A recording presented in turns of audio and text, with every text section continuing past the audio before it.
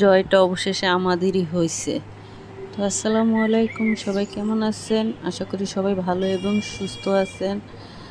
সবাই ভালো থাকুন, সুস্থ থাকুন, এই দোয়া করি। দূরে কাছে যে যেখান থেকে আমার ভিডিওটা দেখতেছেন সবাইকে জানি অসংখ্য অসংখ্য ধন্যবাদ। তো বিগত 1.5 মাস যাবৎ আমি ইউটিউব থেকে দূরে ছিলাম। কেন, কি কারণে দূরে ছিলাম সেটাই সবার সাথে আজকে শেয়ার করব। তা আসলে কি, বিগত 1.5 মাস যাবৎ আমি ইউটিউবের থেকে একটু দূরে ছিলাম। আমার পারিবারিক অনেকটাই সমস্যায় ছিল। যাই হোক, আমার একটা দুলাভাই আছে। আমার এক দুলাভাই বলতে কি, আমার নন্দাইর ক্যান্সার হয়েছে। সে বিগত 1 মাস যাবৎ আমার বাড়িতে ছিল। তো ওনার যেহেতু ক্যান্সার, উনি আমার বাড়িতে চিকিৎসার জন্য আসছে। তো বুঝতেই পারতেছেন যে বাড়ির সবার মনের অবস্থাটা কীরকম। তাই এই অবস্থায় ভিডিও করার মতন মন মানসিকতা বা ভিডিও আপলোড দেওয়ার মতন মন মানসিকতা আমার ছিল না। শুধু তাই নয়, বিগত 1 মাস যাবৎ যে আন্দোলন ছিল, দেশের পরিস্থিতিটা খুব খারাপ ছিল।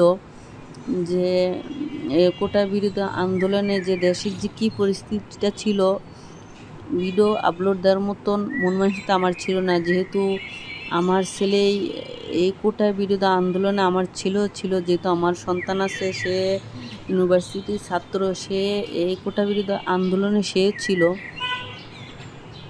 তাই আমি ভিডিও কোনো আপলোড দেইনি বা ভিডিও করি নেই, আপলোড দিতে পারি নাই। কারণ আমার মনে সবসময় একটা আশঙ্কা কাজ করতো, বা মানে আতঙ্কে ছিলাম সবসময়।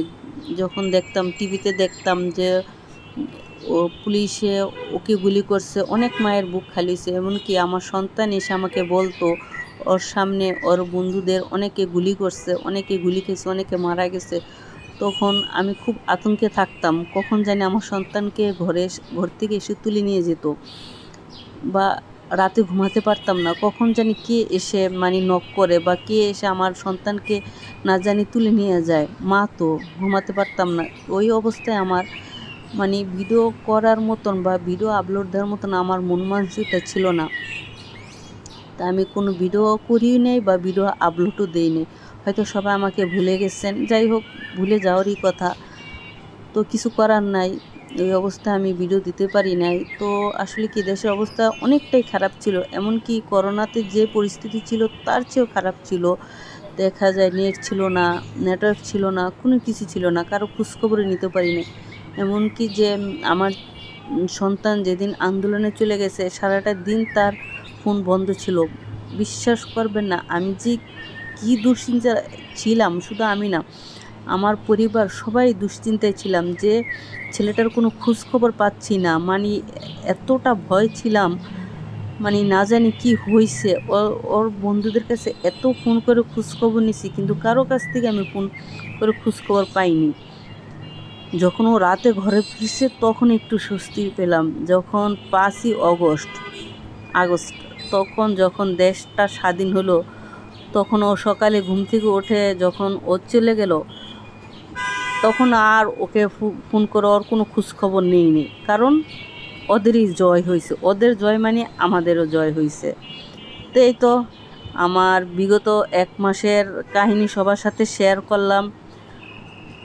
তো এই তো দেখি এখন থেকে চেষ্টা করব ঠিক মতন ভিডিও আপলোড দেওয়ার। তো অবশ্যই সবাই আমার পাশে থাকবেন। অবশ্যই একটা লাইক দিতে কেউ ভুলবেন না।